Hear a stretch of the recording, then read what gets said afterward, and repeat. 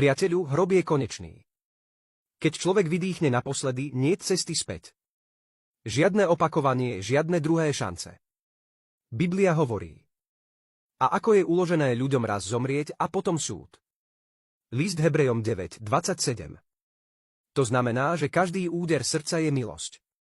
Každý nádych je prejav Božieho zľutovania. Boh ti dáva čas, ale čas sa kráti.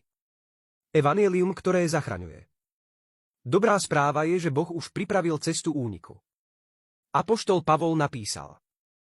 Bratia, pripomínam vám evanjelium, že Kristus zomrel za naše hriechy podľa písem, že bol pochovaný a že tretieho dňa vstal z mŕtvych podľa písem. 1. Korinťanom 15:1-4. Toto je posolstvo, ktoré zachraňuje. Ježiš zomrel na kríži, aby niesol trest za tvoje hriechy. Bol pochovaný, čo potvrdzuje, že jeho smrť bola skutočná. Tretieho dňa vstal z mŕtvych a navždy premohol hriech, smrť a peklo. Tvoje naliehavé rozhodnutie. Nemôžeš sa zachrániť dobrými skutkami, členstvom v cirkvi či náboženstvom. Jedine viera v Ježiša Krista zachráni tvoju dušu.